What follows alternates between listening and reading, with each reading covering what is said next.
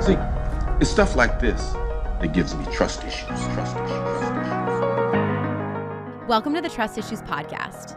We have trust issues with the traditional society-dictated path, with the status quo, with the whole get an education, land a job, and work tirelessly until you're 6 feet under. It's time to upgrade your life with the help of us. I'm Erika. And I'm Kyle Auckland. We're a husband and wife duo, but we're also entrepreneurs, biohackers, and business builders. Every week, we're dedicated to having purposeful conversations with each other and leading experts on topics like wellness, relationships, and entrepreneurship. Subscribe to Trust Issues Podcast if you're looking for bold topics, honest dialogue, and valuable lessons. Hey there, welcome to another episode of the Trust Issues Podcast, a wellness and lifestyle podcast. We're so excited to close out our 3-part series on sales that we've been doing. I've talked about this before in the show, you probably heard, but I am a leader in Monat. We're a luxury hair care and skincare brand. And these are things that I have taught my organization and that have helped thousands of people in their own businesses. And we're going to give you all the tea today. We're going to give you the nitty gritty on really what leads someone to say yes to your product, to your service, really essentially how to close when it comes to sales. And I know this is like an icky topic for people because I don't know, you can feel some type of way about closing and about sales, but really when you understand that sales is service, I think that you're going to be able to really approach this in an excited way to help people. So let's dive into it. We have some conversation starters, some prompts. I think Kyle's going to tee me off, but I'm super excited to get into it. So we have the 8 steps to have conversations that make sales. So step 1 here, we have determining the level of awareness and figuring out the problem. So on this part, this is so key because you can't ask for a sale unless someone realizes that they have a problem that your service or your product can fix. So this is a huge thing that people skip over. They're just immediately going to look at all the benefits of what I sell, look at what I sell, here's how much it is at what I sell. And they've never touched on the level of awareness. So let's say we'll use fitness as an example, you know, a fitness coach. Say you're a fitness coach and you're listening to the show and you are talking a ton about, hypertrophy training. So it's a specific type of training. If your audience, if your customer has no idea what that is and they have no idea how that would benefit them, then they're not going to ever buy from you. You're going to be leaving a ton of money on the table because they don't know what even you're talking about. So the first step in the sales process is determining what the problem is and raising the awareness around that. So assuming if someone's wanting to get into working out, they're wanting to lose weight or they wanting to tone up, as people say, they want to feel fitter, they want to feel stronger, they want to have more energy. So those are all benefits, but what's the problem? Maybe the problem is I wake up every morning, my back is killing me, I feel super groggy, I'm really tired, I feel really uncomfortable in my clothes, I don't like how my pants are fitting me. Every time I go to eat breakfast, I don't know what to eat. I'm stressed about what to eat. Is this making me, more overweight? Is this actually getting me closer to my goals? And then I'm packing for lunch. Like, what do I put in my cooler bag? I have no idea. These are the actual problems that the person is facing. So you need to talk about those things first. And this can be done in a one-to-one. You can have that conversation with the person. Say you're in a sales conversation and you're getting on a call with them and they're interested in your service. The first thing you want to talk about with them is, okay, talk to me about like where you're at in your life. Like what's bothering you? What are you struggling with right now? Get to know them. Yeah, like open up the Pandora's box of like all the things that they are dealing with. The thing to know about people is they love to talk about themselves and they love to be able to vent. And so you really will help someone feel safe and feel seen if you're able to create that space and hold that space for them to say like, here's where I'm at, here's what I'm struggling with, here's if I could have a magic wand, and this you can ask someone this in a sales conversation. If you had a magic wand to erase the biggest problem that you have right now that you're facing, what would that problem be that you'd want to take away?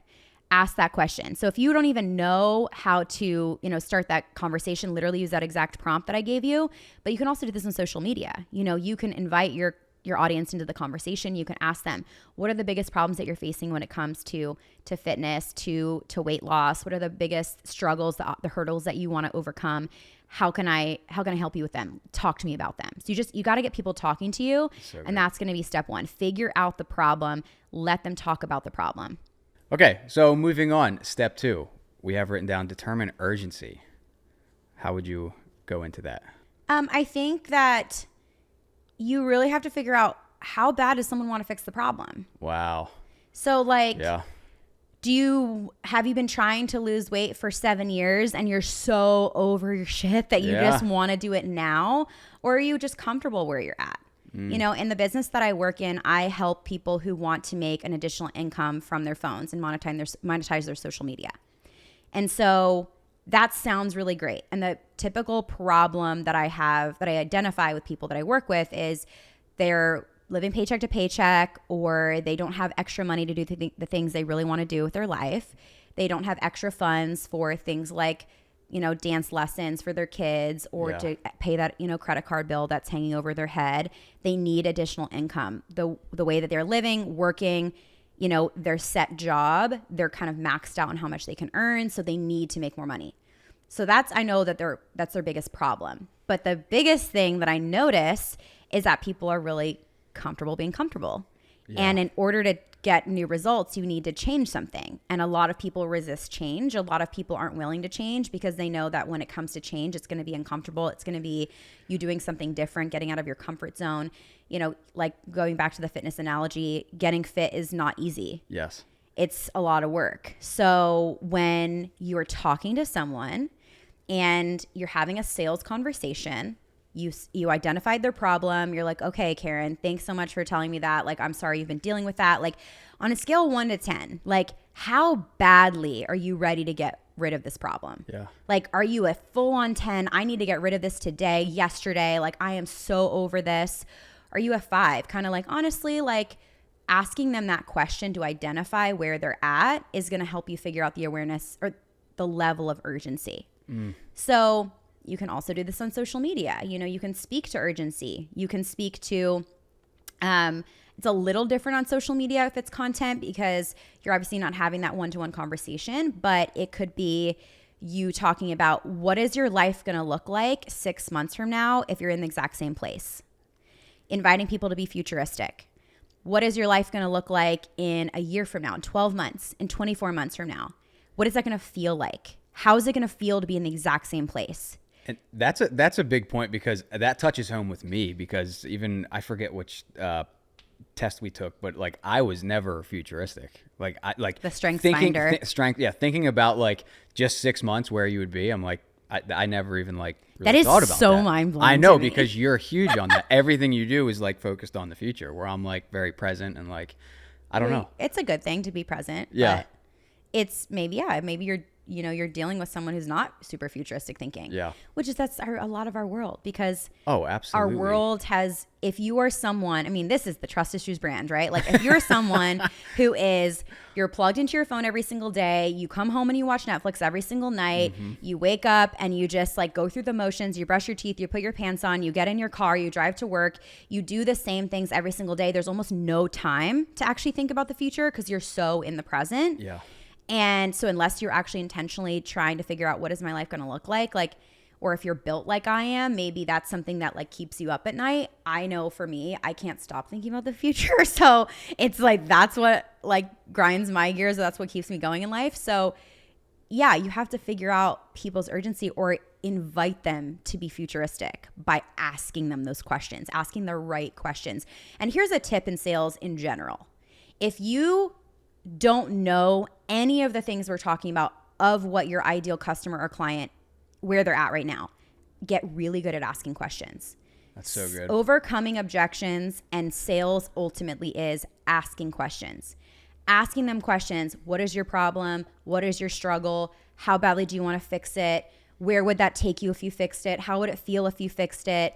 Helping them really get into like embodiment of what that would feel like. You're going to figure out pretty quickly if this is even a good candidate for what you sell.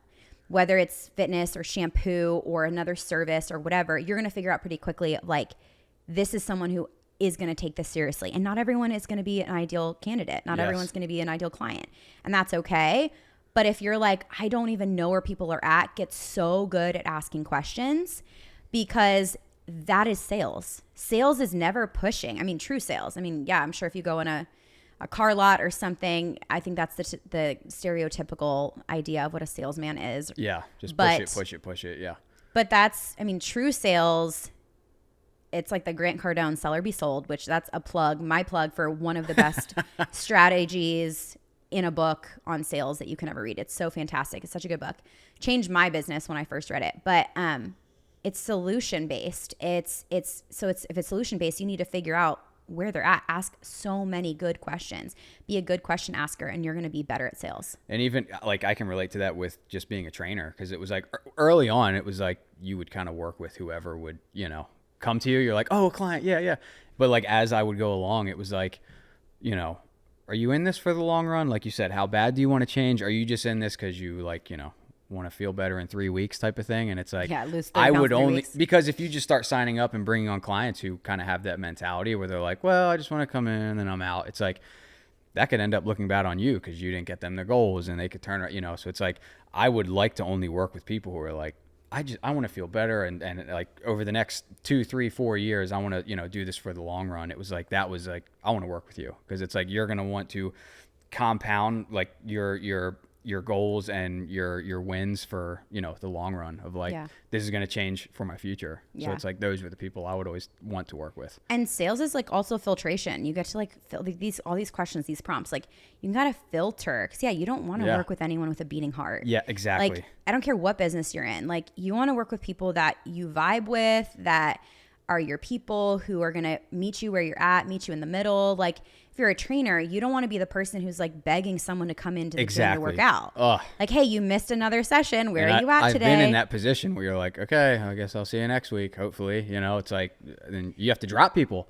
Yeah, because that's a waste of your time and you could fill that with someone else, or, they're not using their sessions up. Yeah. So it's like, don't work with just anyone. Yes. Work with the right people. Sell the right people the solution that they really actually want and need. And that's going to be where urgency comes to play. Because if someone feels so much urgency, I don't know how you don't feel urgency. I'm such a I have like no patience in my life. So I'm like, everything's urgent. Everything's like, it needs to happen now. You are, yes. Yeah. And maybe that's a toxic trait of mine. But like, I feel like having that in like the people that I work with, like they need to have a level of urgency. Otherwise, like, girl, I'm moving on. Like we got stuff to do. We got like life is happening right now. Like what are we doing? Moving too fast. Yeah. So, I think urgency is a really good like bottleneck. Like if you don't have people who are urgent, maybe they're just not your people. Go find the people who have that.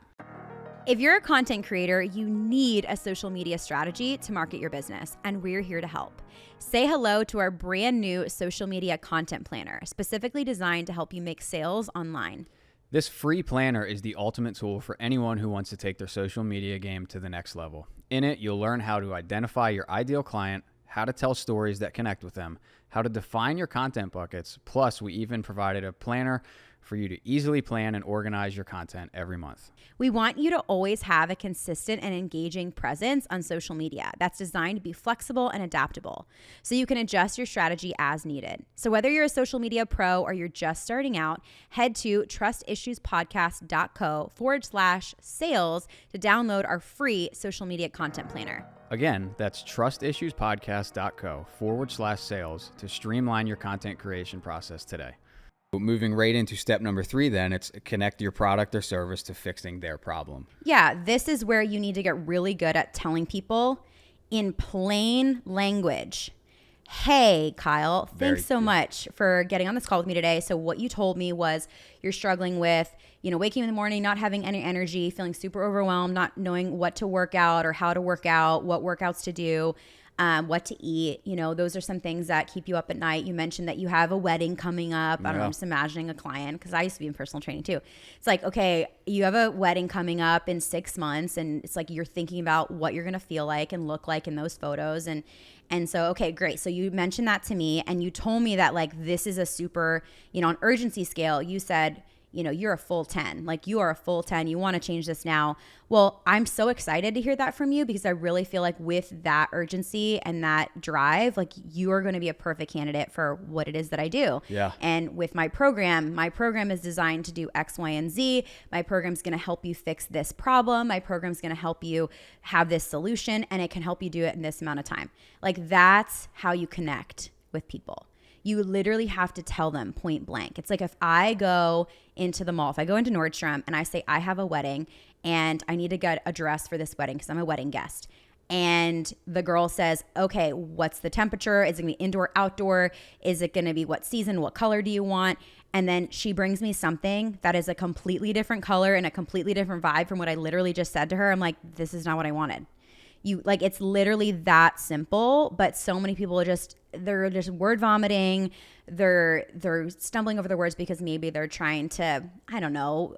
I think some of it comes from a little bit of just nervousness, and that's okay. You get better at this the more you do it, but you have to be as simple as, I'm walking into the store. I said I needed a green dress. The wedding's outside, so it needs to be a light fabric. It needs to be knee length, and that's what she brings me. Great, that's what I'm going to buy. I wanted to touch base just with what you just said there, where if someone comes to you and they say, because I've dealt with this sometimes with bringing on clients, and it's like, if someone comes to you and they're like, hey, I'm a 10 out of a 10. I want this urgency, like, hold me accountable, do this, but they say all that to you. They're giving you that permission slip to like hold their feet to the fire. Yeah.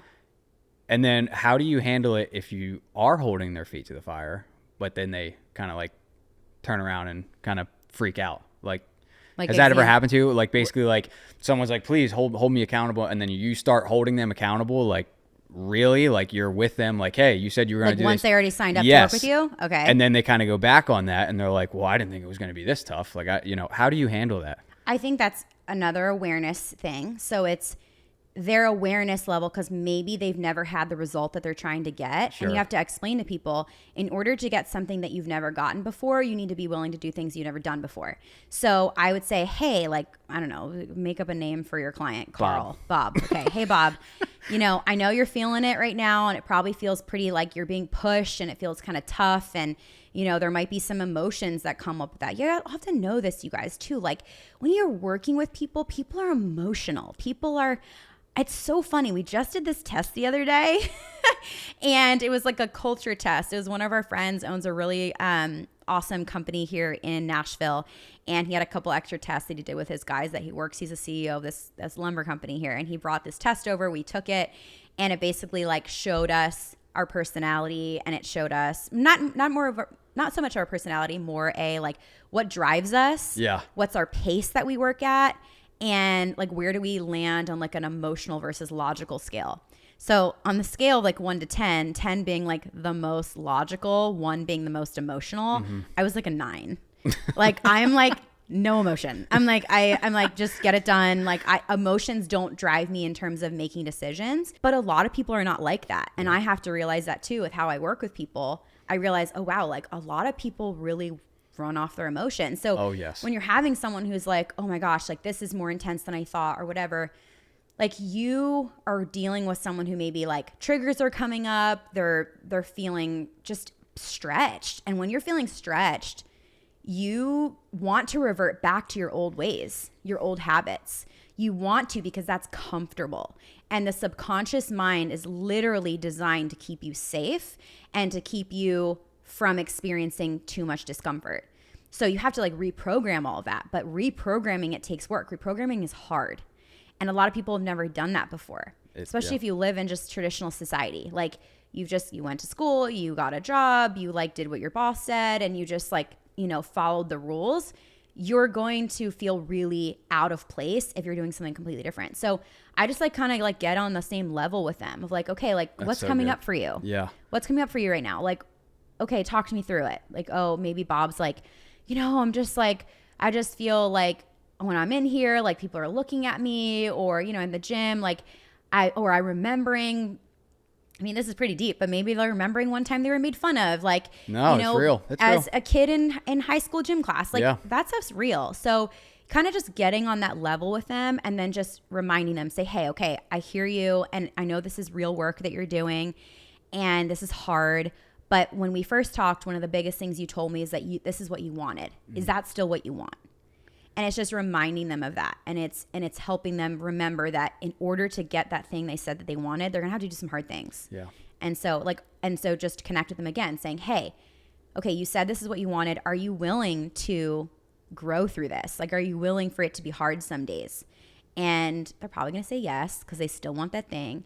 And it's like, okay, well, listen, I've got you. Like, if stuff comes up again, like, it's making a safe space for the clients or customers that you work with. So maybe not everything is that quite emotional. But yeah, if you are in the industry more service-based, right, and you have a service-based clients, you know, client that you're working with and stuff like that comes up, I just have a conversation. Having you know? those like reassuring conversations Yeah. of like, hey, I'm being this tough right now because this is the level you said, like bringing it back to. And it's like, I mean, this is like a common leadership skill set.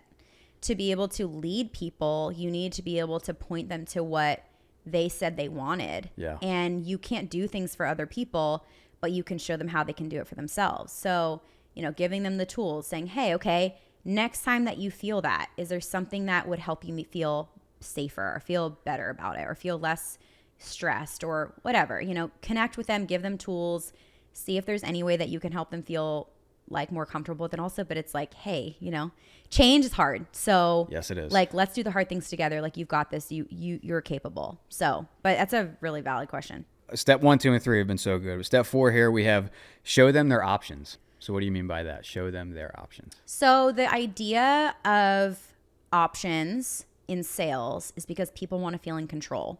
Oh, wow. People want to feel in control of what they are choosing. And that looks like having a couple package options. If you work with me, for example, you could start as a customer. You want to start as a customer. You just want to try the products. You just want to see how, you know, your hair does with the products. Great. Or if you're like, I want to go all in, Erika, I want to partner with you. Let's work this business together. Then that's another option. So you have options. I'm not going to make you do one or either. Yeah. You get to choose. You're in full control. This is your life. This is the results that you want. You tell me what they are, and I will match you there. Same thing if it's a fitness industry. You know, what package? Do you want to work out 3 times a week? Do you want to work out once? Do you want to do remote? Giving people options. Because even I remember even with clients, I would have a thing, and I knew other trainers who do this also. It's like, if it's a money thing or if it's a, you know, they're very nervous, it's like you can do a little group thing. You know, it's like, well, I have these 4 or 5 people. If you'd rather work out with some people, you can jump into that. It costs a little less. You're still, you know, instead of like going all in one-on-one type of deal. So it's pretty similar. Yeah. And like, that's real. You know, I think in the world of sales, and we can talk about money and we can talk about objections separately. I think we're going to talk about that probably in a few minutes. But, you know, it is real that people may not be able to afford your premium. For sure. It's real that they may not be able to afford the top tier of what you do or what you sell. So having options is smart. It's wise. It's like when I go into a restaurant, I want options. Like I'm going in there to say I'm hungry, but I need a couple different options here. So, you know, that's going to benefit you. And I think there's an opportunity to be smart with this and not give people too many options, because a confused mind always says no. Yeah. So saying option A or B is great, option A, B, C, that's fine. I wouldn't do many more than that, because you want people to be able to make a quick decision. And if there's too many options, then that's going to delay the time frame of decision making for people. And most people just take a long time to make decision anyways. Not everyone is like me who makes a decision as soon as I feel my gut tell me yes or no. But, you know, I've exercised that a lot. It's like, I think we work with people every single day who they need to figure out what their options are. They need to mull it over, and that's okay. And I'm really in my sales, like, I never push people. I never am like, you need to do it today. Like, honestly, that's not how I operate as a person. If someone was like that to me, I'd run the other way, be like, I'm good. So I like to know what my options are. I like people to make me feel like I am capable of making the decision on my timeline. And I really try to extend that same grace to people that I work with. And I find that works really well. Yeah. And to be honest, the way that I work, at least in my industry, and I would probably say to you too, in fitness, I never want to drag anyone. Yeah. If I'm dragging you, if I feel like I'm dragging you 1,000%. in a millimeter, I'm good. Like, you really need to want to work with me. I don't have the capacity to drag anyone, and that's very energy draining. So I'm very much like, here's your options. Which would you like to choose? And I think that's the next step, would be offering the options and asking them point blank, which option looks best for you? Because so many times in sales, people, the reason that you're not successful is because you're not confident. If you don't ask them, what's your urgency level? Yeah. Point blank, you're never going to know. If you don't ask them, which option do you want to start with? You're just like assuming that they're going to come knock on your door and tell you. Like, you need to make it so plain and simple that people can say A, B, C. I'd like to choose B. Yeah. Like, you need it that direct and to the point. And directness is kindness. So don't make it vague. Yeah. You know, be so direct so that they know where you stand and that they can help you by like giving you the answer. And so many times I talk to people in sales and they're like, oh, like I just can't close anyone. Erika, I can't close anyone. I'm like, okay, walk me through your process. Like how are you talking to people? And they talk to people like they're like a little kid in the backyard, like throwing a rock and running away. Like literally they're just like, oh, and then no, never mind. Like you talk to someone and look at them in the eye, you know, like have the conversation that is like you are standing in your authority of, hey, I know I can help you. Here's your options. Yeah. Which would you like to do? Yeah. That energy is so much more powerful and will close a lot more sales than if you're like, I don't know which one, maybe A, B, or C, but like, don't worry about it. You don't have to choose. Like, it's fine. So basically going in the direction of what you're saying is not dragging anyone or forcing anyone or bringing it in. Not only you're going to build a sustainable business doing it this way, because it's no one who's gotten in or whatever it is, whatever industry you're in. It's like, like you said, you're not dragging anyone. If someone is willingly in there and doing the do, and they're after this for them too, that's how you build a sustainable business. It's like if you have someone who, you know, you had to convince to bring on or whatever you're in. If I have a client, I had to convince to work with me. Oh God, draining. It's not going to work. It's going to drain me. It's going to drain them. And then it's going to turn around and just look bad on me because it's like I'm the bad trainer. It almost makes you resent your 100%. Because you're like, I hate this. Like you're like dragging your feet to show up to work with that client. You're like, oh, I have to work with this client again. Because in reality, instead of, you know, using your product or business to help people, you're clearly using it to just make a sale, which isn't fulfilling. It's like, that's, you know, that's not the reason why you become an entrepreneur, obviously to make money, but it's like, you're there to help people. And it's like, if you're not doing that, you're going to be labeled as someone who's just after the money. And that's, it doesn't feel good. To wrap that up, Michael Scott, keep it simple, stupid. Yes. We love a Michael Scott quote. If you don't know, now you know. So step 5, we have overcome objection. Yeah, so everyone's so scared of objections. Like everyone. I know. It's so like, what if they tell me it's too expensive? What if they tell me if I don't have the money? What if they think themselves personally are being rejected. Yes. Yeah. Objections are not rejections. Like stop it with that, y'all. Like objection, you had an objection at one point. How many times a day do you have an objection to something else? How many Instagram ads do you get? You go and create a cart for something and it's sitting there and it's been months and you haven't pressed purchase. And you still get the email, hey there, pal, you got 4 t-shirts in our cart. And we're just letting you know. That's literally you. And like, no, me too. Yeah. Like and what's the objection? Oh, my card's downstairs. Yes. I don't know my card number. Yeah. Or, I don't know. Kyle said like, wait to not buy that thing until next week. Like he's like, Erika, you know, I don't know. Or like real life tangible objections that people have. I'm busy. I have 4 kids. I want to work out, but I have 4 children. I can only work out at 5 a.m. You know, that's going to be hard. Like these are real objections that people have. Your job is to go and dig in with people and their objections. If you want to be good at sales, and really what that means is if you want to change people's lives, period. If you want to change people's lives, you need to be willing to go there with the objection. So many times, the girls that I work with and the women that I work with are absolutely amazing. And this is so much of a skill set. So I say this with so much love. They run from the objection. The girl says, you know, their prospect says, oh, my husband doesn't want me to buy that product. Or I really, you know, I can't afford it. That seems more expensive than the shampoo that I'm buying right now. Or I don't know if I have the time to work that business because I got kids and I'm a single mom. Like all real things. Yes. Why are you running away from having a conversation with someone? If you and I have like a hard conversation and I'm just like, you know what? I don't want to have this hard conversation. I'm going upstairs. And our whole marriage is us never having hard conversations. Eventually it's going to all fall apart. Yes. Like how many hard conversations do we have like in a week? Multiple. It's like, it's very real. Yeah. And that's so important for a healthy relationship.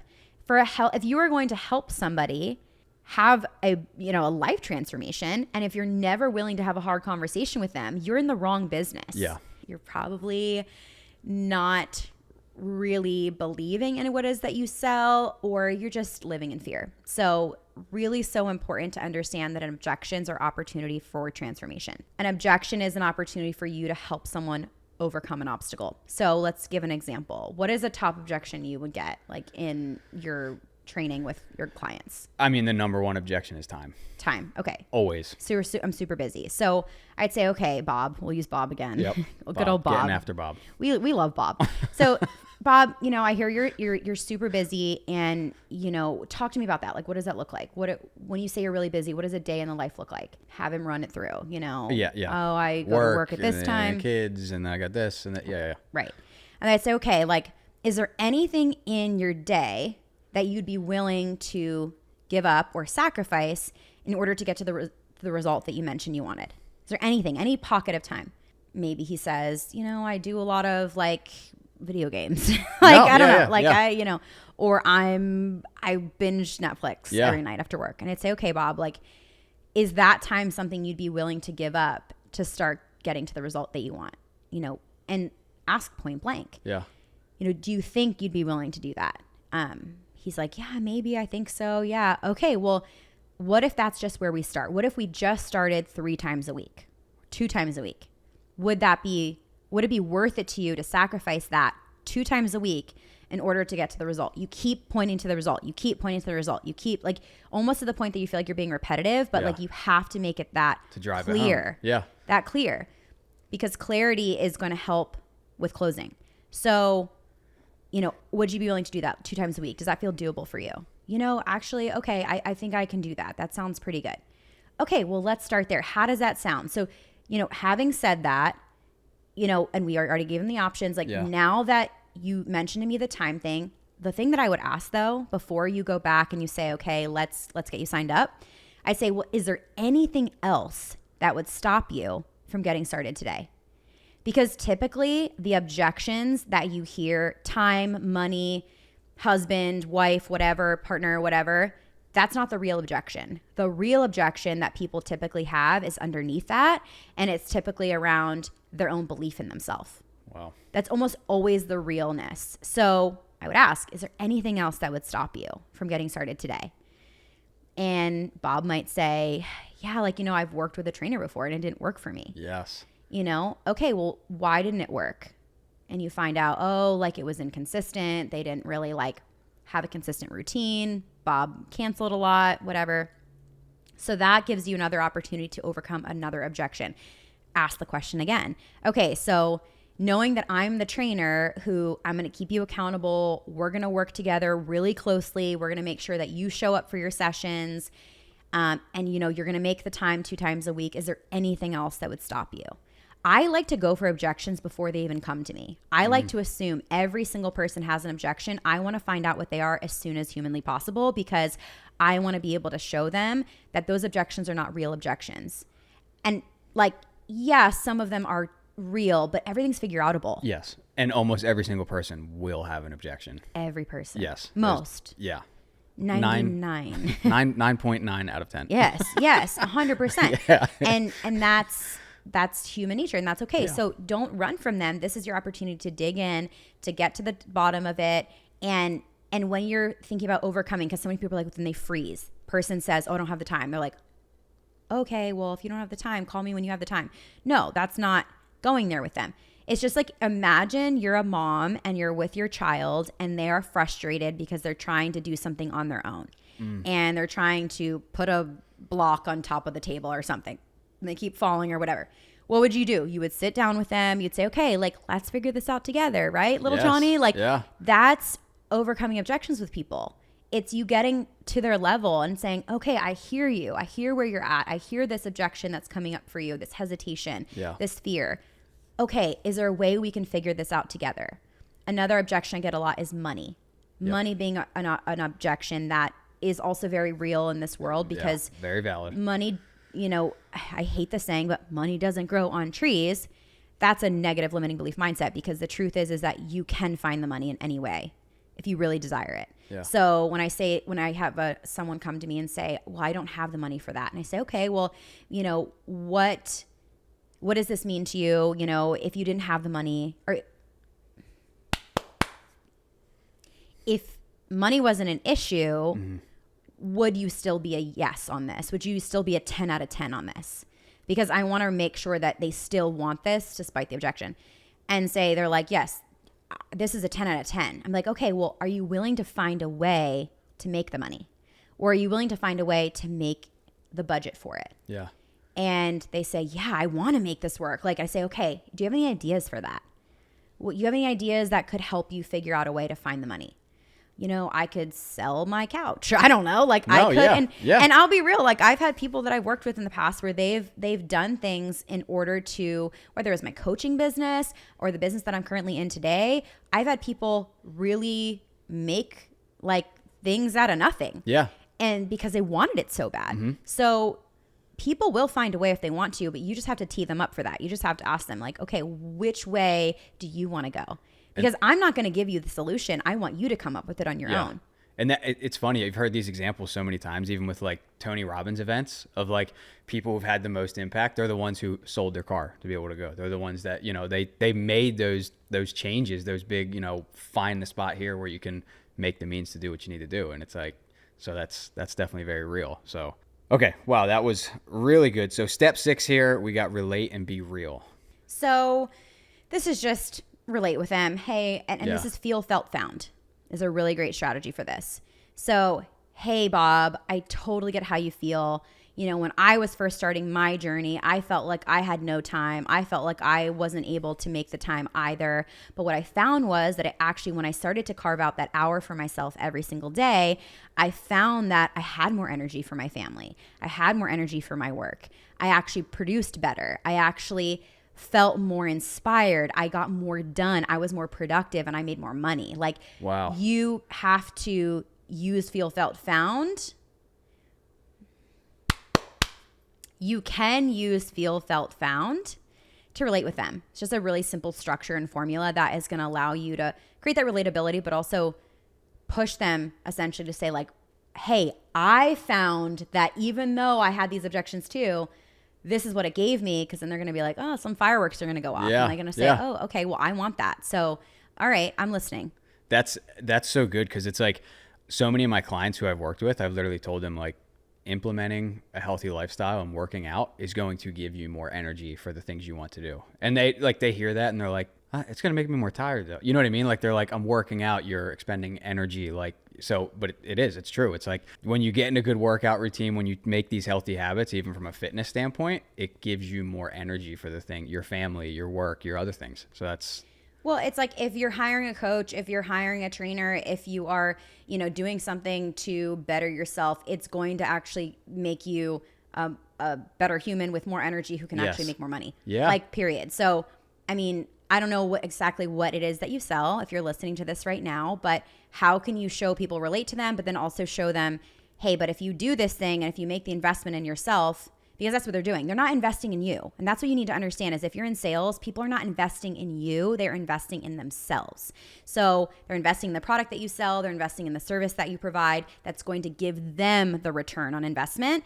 And then you just have to communicate with them. What is the return on investment that they can expect or that you experienced yourself when you made that same decision? wow. Okay. Step 7, answer their questions. Yeah, this is great to say, okay, all right, we've talked about your goals. We've talked about some of the things the hurdles that came up for you. And it seems like, you know, now that we've discovered a way to overcome them, it sounds like you're really solid on getting started. So is there any question that I can answer for you today that is going to help you move forward so that we can get you started today? Any other questions that you have that I didn't answer?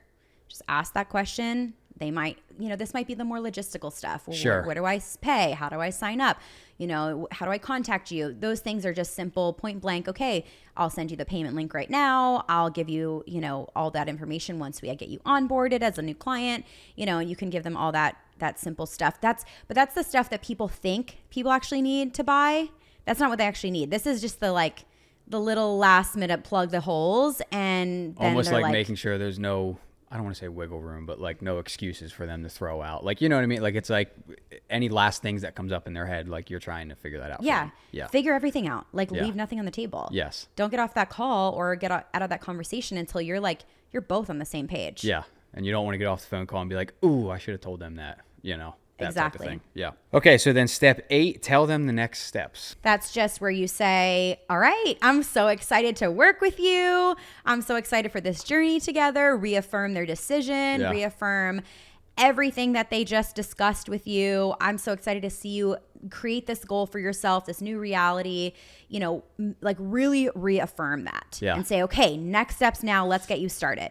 And you're assuming, like I always assume they're ready now. Like you never want to delay the sale because then you delay the outcome. So the sooner you can help someone have a little bit of transformation, the sooner their life changes. So I'm going to say, all right, next steps. I'm going to go ahead and give you the link. Let's get you signed up. You know, did that link come through? Did you get that? Were you able to click on it? Did it work? Okay, next steps. And this is where this is really important and key. You want to explain to them a couple things they can expect as soon as they purchase. It's like when you go to buy a car, you know that when you sign on the dotted line and you go through all the payment information, you get to drive the car off the lot. Yeah. And that feeling is so exciting. That feeling is like, it's best, tangible. It's the best drive in the whole car, that car ride home. I remember that when you got your truck. It's like, ah. You literally like, I can't, you're kissing the steering wheel almost. Like, this is real, you know? But yes. That's a feeling that you want your customer or your client to have. Yeah. And so if you're selling something that's not super tangible or is going to take a little bit of time for them to experience because they're not going to have the first session with you or the products take a little bit to get delivered, you know, and shipped or whatever, you just want to tee them up for that. So, okay.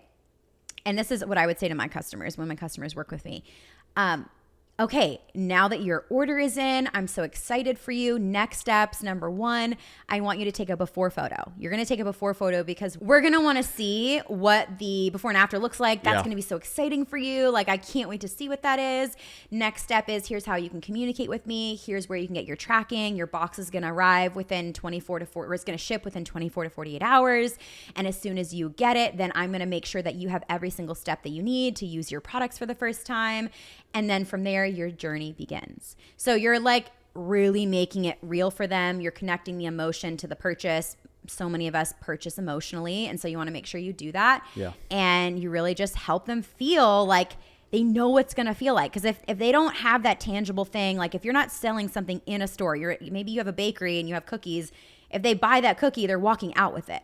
But if you're another business where it's virtual or, you know, it's a service, so they're not going to start with you for a couple weeks, you want to make sure that they can feel immediately as soon as they purchase, something is changing. Yes. Something is getting better because that's going to make them so much more excited. So that's where you got to do it. All right, guys. Thanks again for listening to this episode of the Trust Issues Podcast. If you've enjoyed this mini series, leave us a DM at Trust Issues Podcast. And until next time, thank you so much.